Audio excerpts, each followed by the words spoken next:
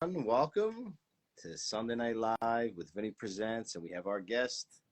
How you doing, Nick Parisi? Thanks for joining us, the author of Mafia Confessions. Thanks for being here, my friend. How are Hey, you? how you doing, Vinny? I'm doing good, doing good. I'm so happy to have you on, and it's a sort of an impromptu thing, but I appreciate you making the time, and we're all excited. We have a lot of people that joined and ready to hear all of your wonderful stories, as well as the book, of course, and all the projects you're working on. So, Nick, tell the guests a little bit about yourself. Yeah, I'm from West Springfield, Massachusetts, about halfway between Boston and New York City, and lived there my whole life.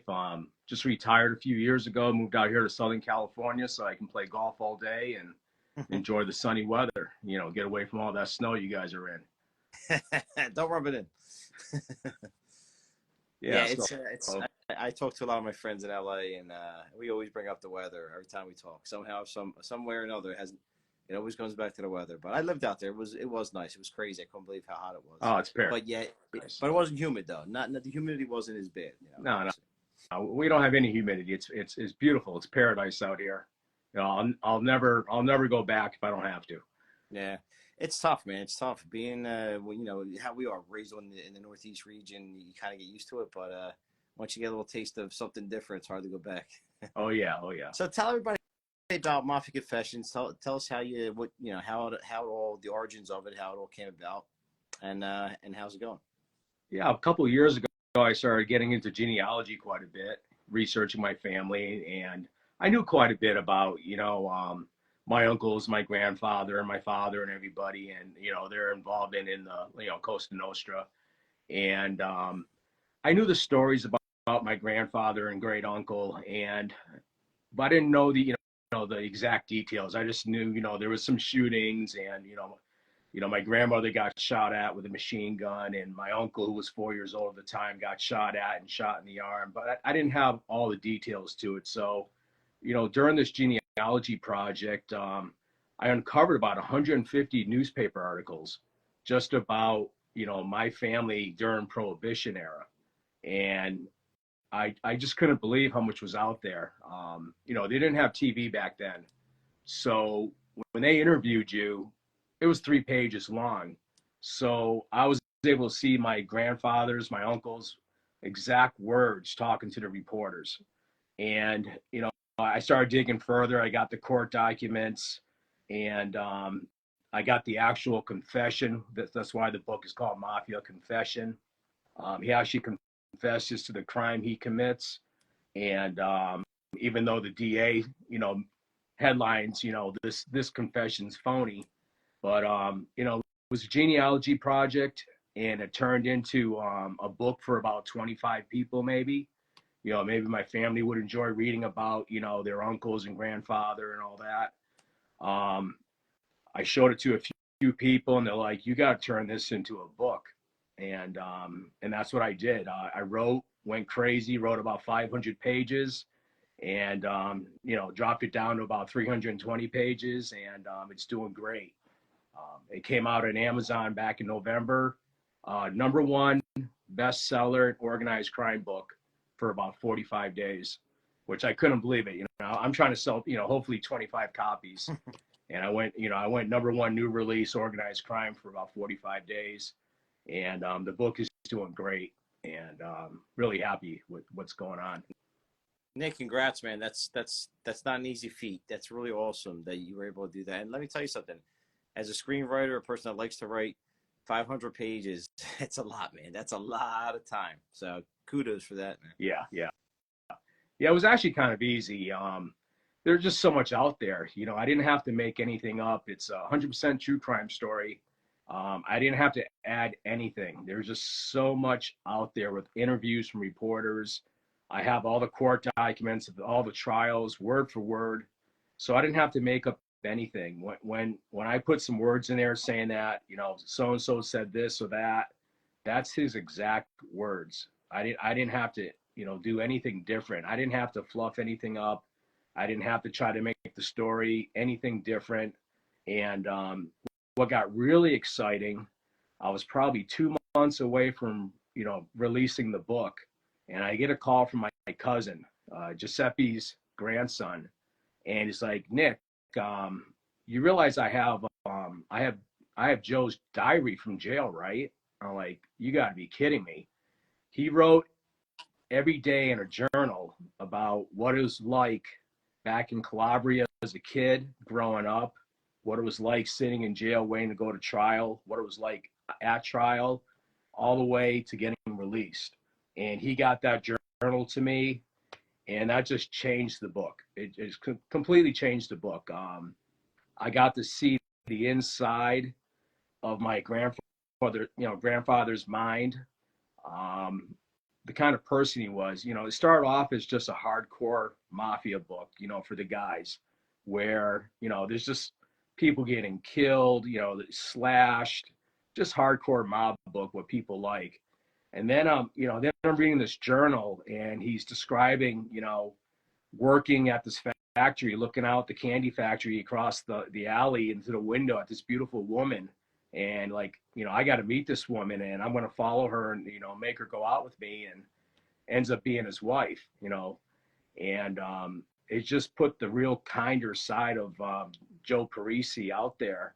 And I was getting, I played golf with a lot of, DEA guys and cops, and they're like, you know what, Nick, I never root for the bad guy. And, Joe Parisi, he killed somebody in broad daylight during shopping out, Christmas shopping 2 days before Christmas. He goes, I found myself rooting for Joe because he just seemed like such a nice guy and almost a victim in all this. So it really touched a lot of people. A lot of women liked the book, which, it's really geared for men. Like I said, a hardcore mob book, but, women were just loving the inside of Joe's mind, how kind and, the beautiful stuff he wrote about his wife, and his children. It was just incredible. It sounds like it has all the good elements of a great story. It has all the different dimensions, the emotions. It's not just about killing and business. You're talking about family. You're talking about a person's challenges and his. It sounds like he's torn and he's a very conflicted person. It's really interesting. Yeah, it really was. It really was. I was getting a thrill. I was getting a thrill while writing it, because I'm reading this in the newspapers. I'm reading it in the journal for the first time. So I'm writing this story. I'm almost watching a movie while I'm writing it. It was incredible how it happened. There's zero labor in this book at all, but it came out really well. I was just watching a movie while I just typed on the computer. It was pretty incredible. And so the thing too, it's really interesting is that, if you were just covering some stranger, it's one thing, but this is your family. So, there's an emotional thing going on as you're reading this, I'm sure. So it's got to be really, really just like a once in a lifetime experience. Yeah, everybody's in there. I mean, my uncle Giuseppe, Joseph, all his brothers, my grandfather, my uncles, all his sisters and their husbands. And what's really cool about this is today's mob. When I say today's mob, I'm talking the 90s all the way to today. Everybody that's in this book is, I would say not everybody, let's just say 75-80% of everybody in this book, the rest are just allegedly, are in the mafia today. These are all the grandparents of all the current mobs. So all the names you read in this book, you're going to recognize those names. You have a guy that gets killed in the barber chair, classic gangland, assassin.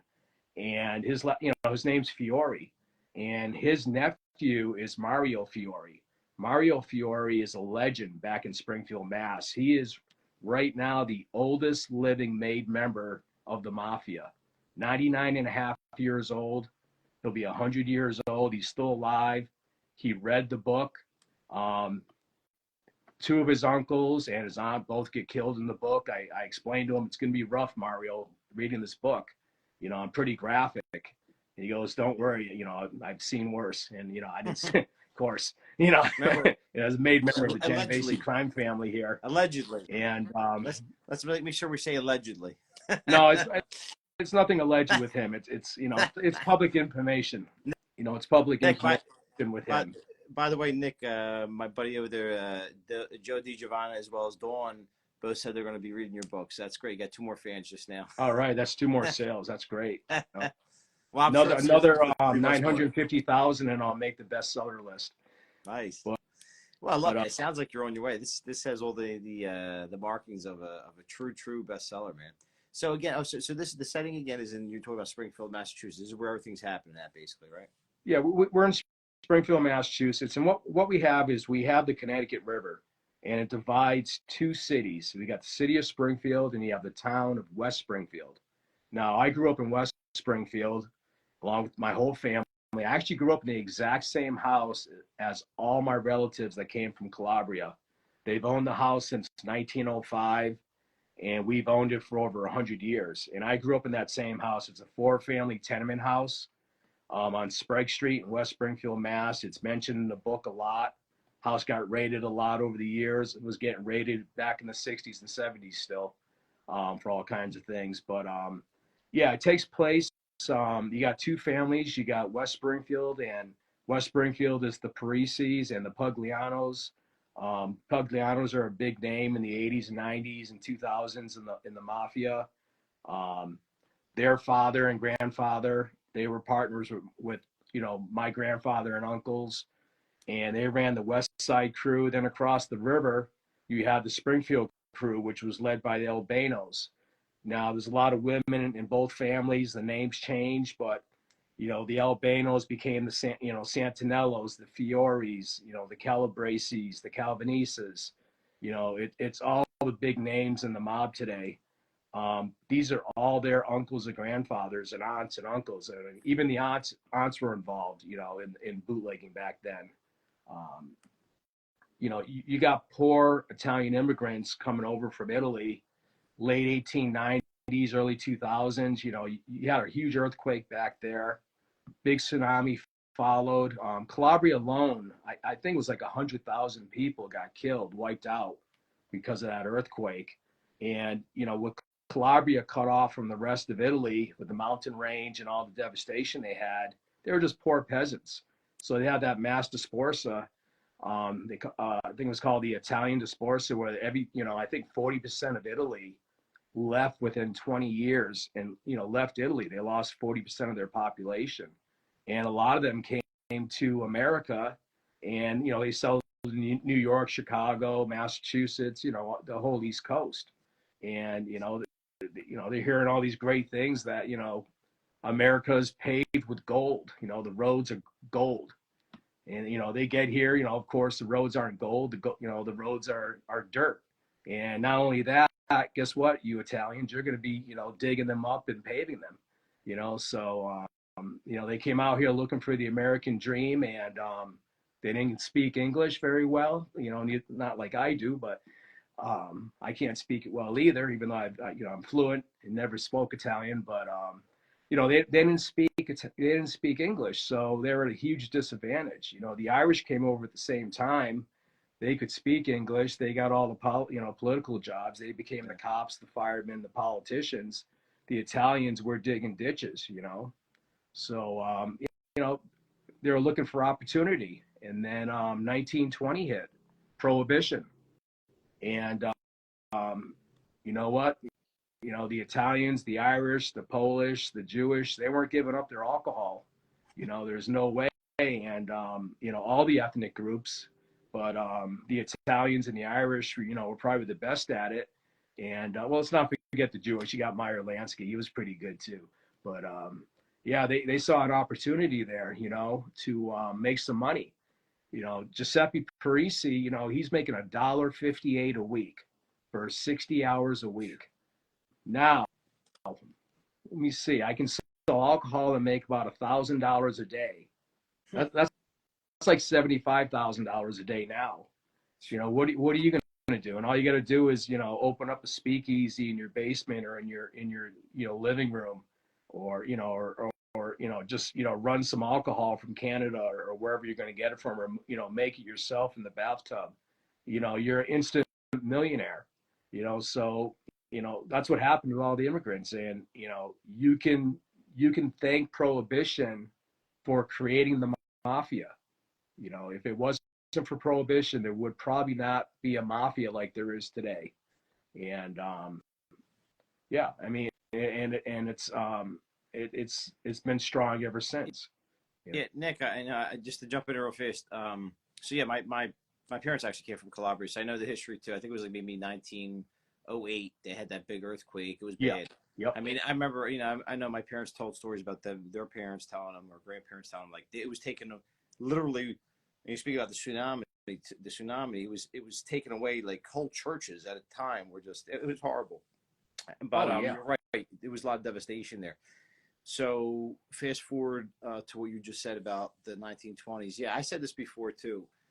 Regrettably, regrettably, maybe not be a popular thing to say, but regrettably, I think prohibition was the beginning of the end for this country, because, and I know it's that's a strong statement, right? But it is, because if you think about it, it encouraged massive amounts of crime. It organized crime, and as Yes. romantic as we make it, you see it now in the streets. Look at all the drugs. Look at all the chaos. I mean, it was a different thing. I know the ethnic groups that started in back then. I mean, they were into drugs, just wasn't as prevalent. Um, but that was kind of like the beginning and end, I think, for the United States, in the respect of it totally corrupted generations of people to this day. Yeah, I 100% agree with you.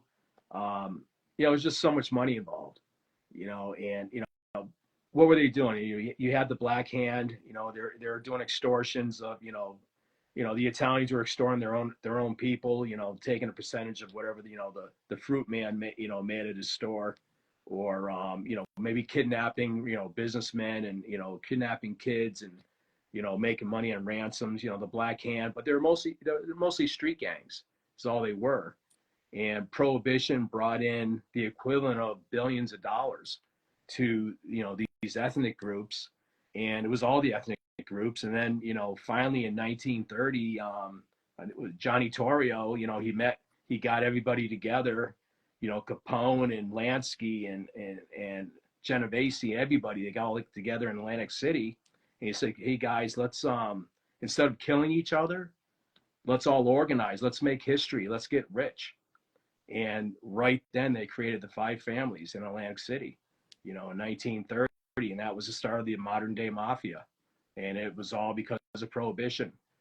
Everybody was killing everybody, and they figured out, you had some smart guys, and they said, let's organize and let's all work together and get really rich. And there you have it. There's the modern day mafia, organized crime. Yeah, and then they just basically corrupted everybody else. I mean, it's crazy because willingly, you see, you read about all the politicians and all. I mean, arguably the mob probably ran this country for a brief period of time, and then it just got to be where they had to do something. The government, I guess, because it was getting too scary, uh, because they just ran. They were in control of everything. And there's always this continuous debate that pops up. We were safer when the mob was stronger. As far as our neighborhoods and different things, but things change too. Our neighborhoods don't stay the same. You're going to have wave of immigrants coming in, whether Italian, Irish, whatever ethnic group, and then they start to make some money. They move out to the suburbs. They spread out, and now the next group of immigrants comes in. However, it's there's nothing like the romanticism behind the mob, though. It's something that even recently I think has gotten like a real big boost. You see a lot of people that are interested in, they're fascinated by it. And I think because a lot of people feel repressed these days. I think a lot of people are kind of repressed in their own 9 to 5 worlds, and they look at, oh man, we wish we had that type of power, that type. It's sort of like living vicariously through a lot of these characters. But it was a lot of scary stuff too. Obviously, not your parents, your family's been through a lot of scary things. It's not all glitz and glamour, right?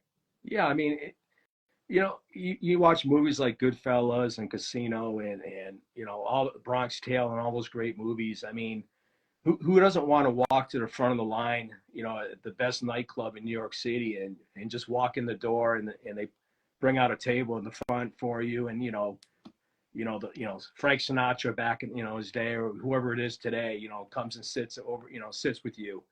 You're treated like royalty, and that's what they show on TV, in the movies. Goodfellas is a really good example of the real mafia. Forget about The Godfather. That's crazy. Casino and all that. It's a little, Hollywood took a lot of, you know, um, liberties with those type of movies. But you look at Goodfellas and the way it starts. I think it starts in the '70s. There's a lot of loyalty. There's a lot of family. You have your tight ethnic neighborhoods, like you said. You were well protected. Nobody was coming into that neighborhood and causing problems because the mob would definitely take care of it. But then you watch the second half of Goodfellas, and watch what happens to Henry Hill. He becomes degenerate. He becomes a cokehead, a drug addict, and all he really is a drug dealer now. He's not this cool, suave, mobster in a silk suit, going out to the best clubs anymore. Now he's a wreck, and he's just trying to make $100 here and there selling cocaine. And I really believe that movie really follows what really happened in real life. You went from this really tight family organized crime to, I hate to say it because a lot of my friends are involved in this, but they really became just a bunch of drug dealers. You do have you have some extortion going on, but that's pretty difficult. With the way surveillance is and cameras on your phones and everything they can do now, with the Rico Act, the extortion's almost gone. There's the loan sharking's gone because you can get a payday loan. The lottery's gone because now there's a lottery. There's, the betting on all the sports is gone because you can do that online. There's not a whole lot left for the mafia to do. They're getting into cyber crime these days, but all the old school stuff is really gone. You can't go and shake down a business like you could before. Now you're going away for 50 years. It's Rico. If you tell some guy, I want 10% of your towing business, or I want 10% of your strip club, well, guess what? He's getting wired up, and you're going away for 30 to 50 years for saying that. Just for saying that, you need to give me 10%. It's not like the old days where you might go to jail for 18 months for doing that. After you made 5,000 a week off the guy for 5 years. Now you're going away just for mentioning it. Yeah, it's true. I mean, Rico was that definitely was the nuclear bomb, so to speak, for organized crime. And I wish that they used it more for all these different gangs and all these different, even politicians. I mean, I got news for you. There's a lot of people that are crooked in government. I think that Rico should be used also against them. I think Why aren't they using it against one of the guys who used it against New York? Well, look, I mean, it's fascinating the way things are changing in this country so rapidly that I think we have to all start to use more common sense because it's getting really bad for everybody. But going back to the topic at hand, so when did you begin writing the book? I wrote the book in about 9 months. It's all it really took me. And like I said, I did it mostly from all the newspaper articles and the court documents, and then I got the journal, so I had to rewrite a few sections. I changed a little bit because I had some inside information about what it was like in jail, so I added a few chapters. But what the journal really did was just really confirm, what the papers said, and confirmed what I wrote. And I added a lot of paragraphs out of that journal or in the book, along with tons of newspaper articles.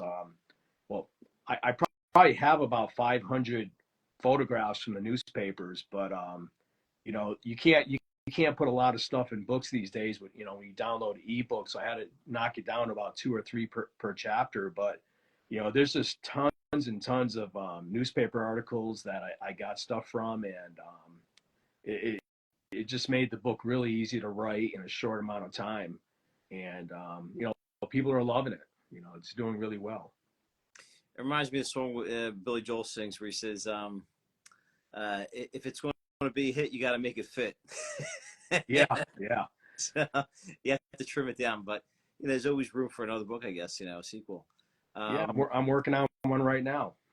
that's great, Yeah, great.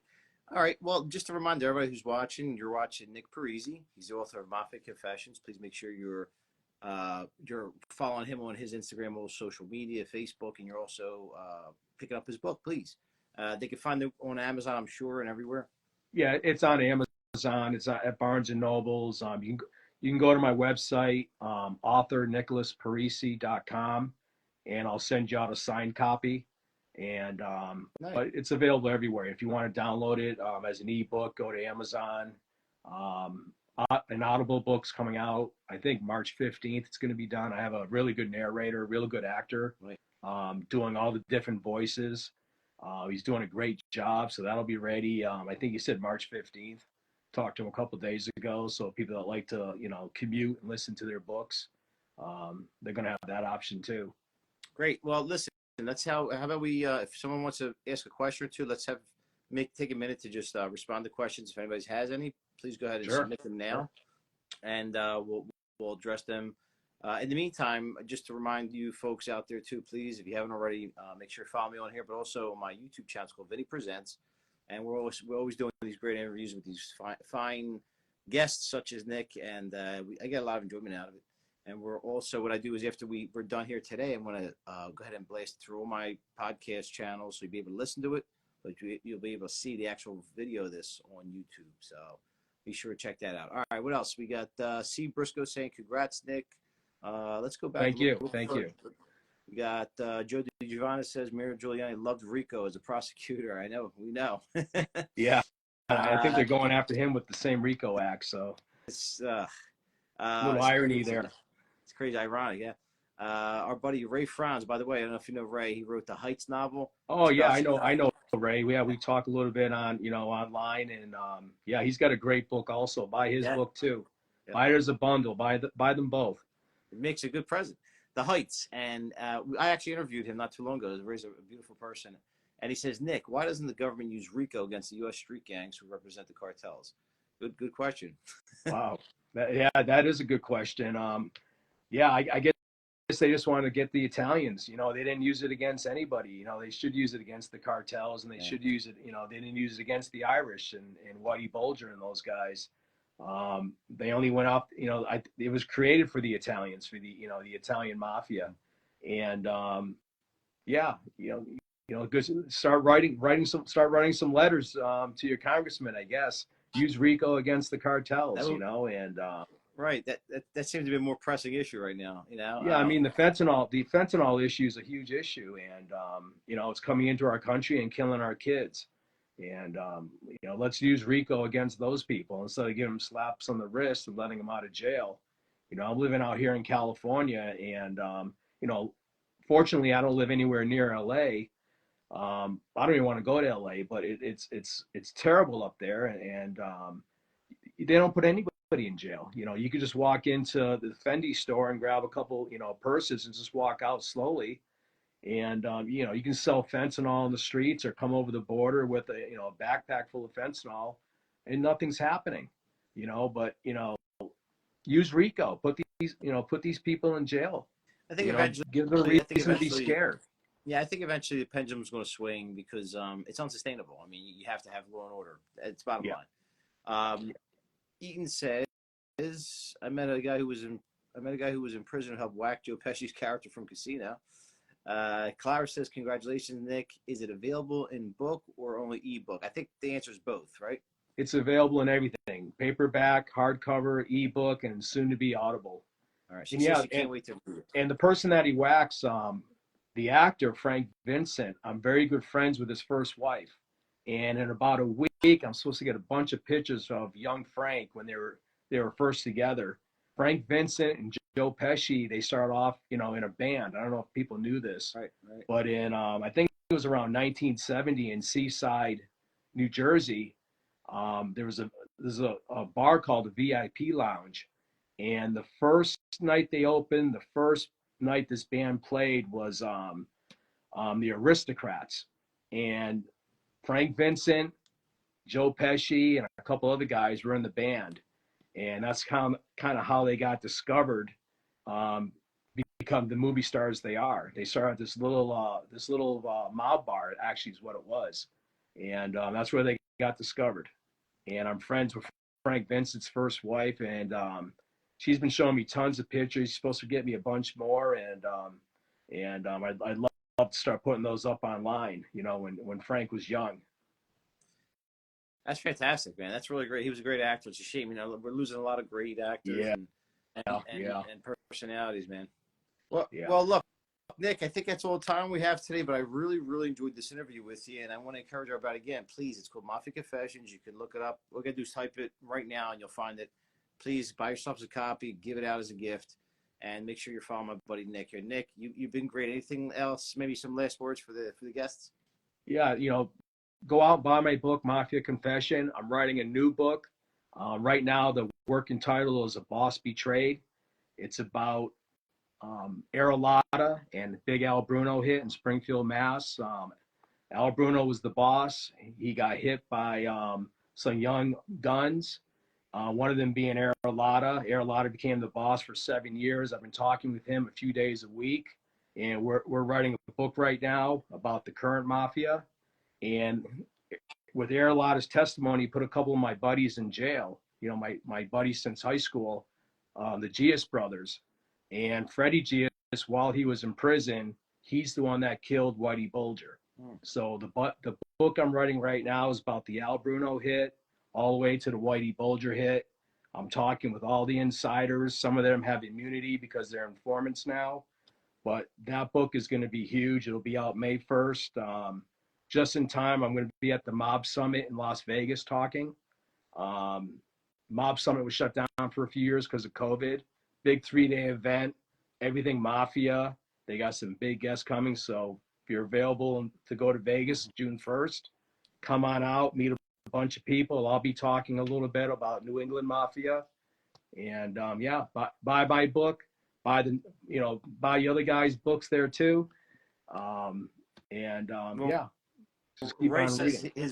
his book's coming Tuesday, and he can't wait. So I guess he ordered one, and it's coming Tuesday. Oh, that's Ray. I bought his book a long time ago. Well, listen. The Heights. It's called The Heights. That's right. That's right. Right. And I got my copy of that. I apologize to him. No, well, listen. I'll tell you what. You guys are fantastic. I'm honored to have both of you guys as guests. So that's all the time we have. I'm going to let you go, Nick. But you've been aces, brother, and I can't wait to keep track of you. I'm going to order a book. I'm also going to make sure we have you back on when you're ready. Whenever you're ready, whenever you want. If you have the second one coming, we'll be happy to bring you on and do this again. Sounds great, Vinny. Take care. All right. You have a good night, everybody out there. Have a good night. Remember, follow Nick Parisi, buy his book, and please subscribe if you haven't already. Vinny Presents on YouTube and all over the podcast. Guys, have a great night, and we'll see you next time. Good night, guys. Out.